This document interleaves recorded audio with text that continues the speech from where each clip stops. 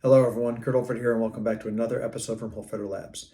Today we continue on with Fiore's manuscript of the Sword in Two Hand, and we're going to be looking at this, the exchange of thrusts. Now the exchange of thrusts, just like the crossing of the swords at punta di spada and mezza spada, to me is just a gateway portion right here about, once again, how Fiore chooses to enter in on somebody and what to do when contending with somebody's thrust. A big part about what I love about Fiore's work is that essentially the exchange of thrusts, and anytime he's contending with a blade coming at him, he for the most part is putting sword and sometimes arm between him, as we'll see in other techniques. And this right here, as well as his body movements in with it. He treats it very much so like how I was taught in the Marine Corps about, like, if you have a knife, don't go into the blow with a sharp extension on you. Go away from it or contend with it and then go into it. And again, I think we're going to see some similar concepts there with this. But with that being the case, here, before I keep yammering on it, let's take a look at this portion of the book. Okay, so we're going to be continuing on here by looking at the exchange of thrust. And before we get into other plays that go on, we're going to be looking at one as far as the hesitation after the concept of the exchange of thrust. Before we get into that right there, we're going to talk about the basic concept here as far as what is shown within the image, which we can see in this. And how this, once again, also, I believe, reinforces the notion of wide play and what that may or may not be. Okay, so again, as we look at the image right here, I'm gonna put Connor into the position right here as far as like what the scenario image might be talking about, and then from there we're gonna break this down even further as far as how or what this works into. So in this case here, if Connor is in a breve and he does a passing forward with a thrust, right? So this thrust is coming right here. This is what we see with the one guy. He kind of looks like almost like Oscar the Grouch, which is kind of funny. And the other guy is offline to this position right here, right? And he's stabbing the person in the face. The important thing about this concept right here is, again, what it says is I can perform an accrescimento to exchange that thrust in. In this case right here, if we look at the image, depending on what the crossing is, are we talking about, he says to extend forward with the lead foot and then stab him in the face.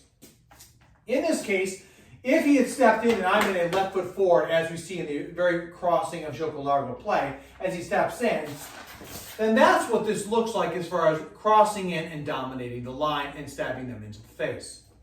But the image shows the person with the right leg forward. Now again, as I've said before, these are nodes of context for people to play with and learn.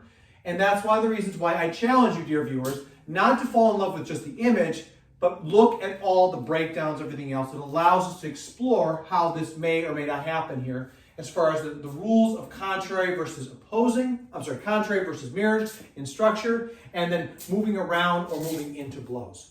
So in the basic concept of exchange of thrust, if we go based off the image, if I'm going to be in this position where this foot is forward, based off of how we see the footwork, then as he does that pass forward exchange, it's just stepping off the line here with an accrescimento to the right foot. Okay. What does this all mean? All this means right here is that the angle of approach, again, is important to note.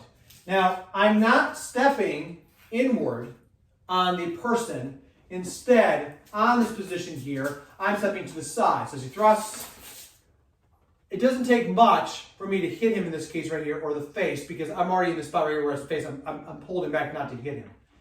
And off that line right here, I have control and able to allow myself to take different forms of actions, which will go into breaking and other concepts. So that's if we have a right foot forward scenario, right? If I am in a left foot forward scenario here and he comes in with this, by stepping into this right here, I step in, once again using largo, I accrescimento offline, and I allow myself to dominate and to strike to the face. So those are just two ways in which this happens right here. If we apply all the footwork here, and we, again, think about largo play, then the angle about how we go into this spot right here becomes, once again, choice of action. So as Connor comes in with a thrust, coming offline here, I can put myself utilizing a passare with mezza volta to make that same position as we see in the text, right? We also have the ability, if I'm on the other side right here, as he thrusts in, I can ambush into this spot and create the same thing, but it's largo play, okay? Why is it largo play versus stretto? And again, for the purpose of how we see it, stretto, if you lay it on the senu, is that much more direct, not straight, but direct and offline, whereas largo is using a over position kind of concept. To me, what this does is it allows for, in this crossing, as the person comes, if I go largo, it puts the blade way off. And you can't really tell here because this is the side profile of everything, but there's about 1.5 foot different distance right here from the tip of his sword into my throat, right? But if he's going forward with this all of his body, as he's demonstrating with this, go ahead. Then by me stepping offline here, and I'm stabbing offline here to show you how deep this thrust goes, you can tell it already goes into the face. Then all my body is moving into that place that goes across. If I decide to go the opposite direction here and he drives straight in, again, my blade is off. There's still, he's closer here because I've not actually done the play where it keeps the blade controls on this. But again, you can see the thrust is right in the face, and that is going sidestepping versus going straight in. If I gather on that, I'm going to do it again, and I'm going to put offside right here. By controlling to this point here, I've manipulated this whole thing, which allows to create the shape of this, which is once again here, if you look at the lead hand here, it's the same concept we talk about ligadura. We're creating that shape right here, which is to break the person's arm over and control the center line. So the exchanging of the thrust itself really contains into the space of not just breaking the person over and just thrusting back, but also manipulating so the arm starts to come over where we can start creating different kind of concepts right there, okay? So that is using the exchange of thrust right here as far as his footwork. The other thing that happens with this, so here's the other thing that happens. Right now his hands are vertical, so therefore if we both step forward with this, the flat of the sword is on this and there's not much exchange on this. So let's put this into context if he really wants to protect himself here slightly with a tip off to the side right here, because if I decide to go into this, thrust in, it pushes off into a tip, right? Which actually gives him access to my flanks, everything else here to go in different places.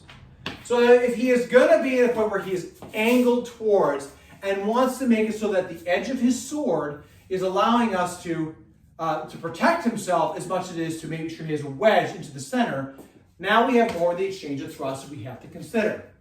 So in this case here, if we talk about the offline accrescimento, so if he's just all he's going to do is he's going to walk in and step and thrust, and you can see this right here is the same fendente line. Even though it's the punta that's coming in, it is still going to the same line area that comes down to the fendente when it comes to crossing. If I use that offline step, go for it. What ends up happening right here is my edge of my sword, instead of going on here and binding, which creates a binding or breaking action, it goes along the flat, because I'm using my edge, using the break method concept, which allows me to exchange this in here, control at the forte of the spada, and allows me to stab the person into the face. If he decides to step in, again, same thing right here, and I decide to step offline with it, go for it. It's the same kind of concept right here where once again, I am moving into the space where the edge of my sword is moving itself to the flat, which allows for it to maintain in certain binding actions. So that right there, it may seem like there's a lot of stuff when it comes down to the concept of the exchange of thrust as being like, this is just the basic here, just stab in here. But the thing that happened with me is that when I started to work with sharp swords, it changes that, like, wow, the motions there actually have to have purpose and measure. And because the blows can come from 7 directions right here, and the punta di spada can come up and we can turn the sword in any of those lines, then that means we have to be able to turn the sword to be able to find the center on somebody. And that the whole point of this lesson is that when we talk about exchanging the thrust, it's about offline motion right here to make sure that the center line, however we take that, is not lost and we control the blade because it's very dangerous. And that's going to conclude what we have here as far as the exchange of thrust. I know we're going to go into the second one, but this one's kind of gone over as far as the demonstration and talk and time. And this is a very important concept here. And we'll talk about what happens in the following weeks here when we look at what happens if I, the person that's exchanging, choose to hesitate. So as you can see with the video, one of the big things about this right here is that, even though, so the text talks about a cresting into the blow. So again, we talk about that left step forward into the blow, and then a cross line pass, which is no different really than what the concept of the colpo volano, if you think about how the footwork works there. But with that being the case here, again, I tend to look at this as that is one outcome. That this right here, when it comes down to the exchange of thrust, he writes about it in this form or fashion here to once again be a node, and this is the ideal situation here. But then you have to also remember that with the point guards, which is about whose sword hits the person first, this is a way of being able to shorten it, to elongate it into the center line. Now, as a matter of angle, like you saw with the video, like there's times I just crest into it and the sword is right there. I'm not going to blow right into Mr. Connor because the reality is it's already right there in his face.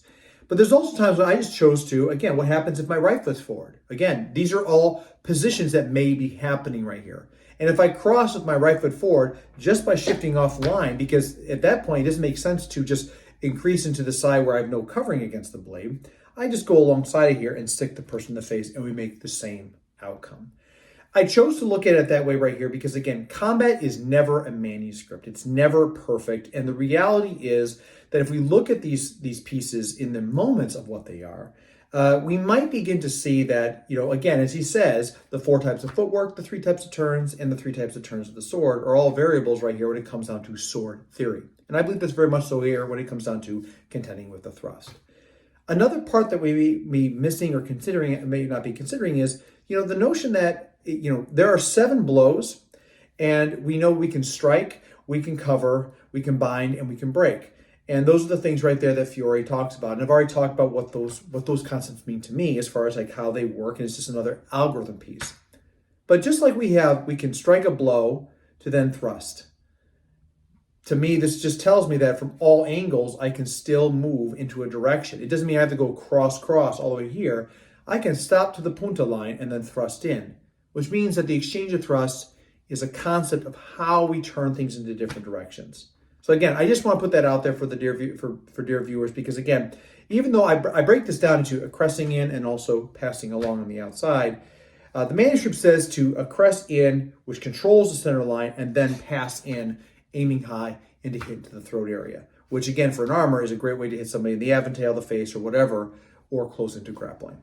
That's really going to be the end of this right here. Again, the exchange of thrusts is a very simple concept. However, the part that I find very complicated about it is we're not necessarily just looking at, someone stabs and I stab right back. It is about angle, and I believe it also teaches, in my opinion, some virtues about, as swords move in, right?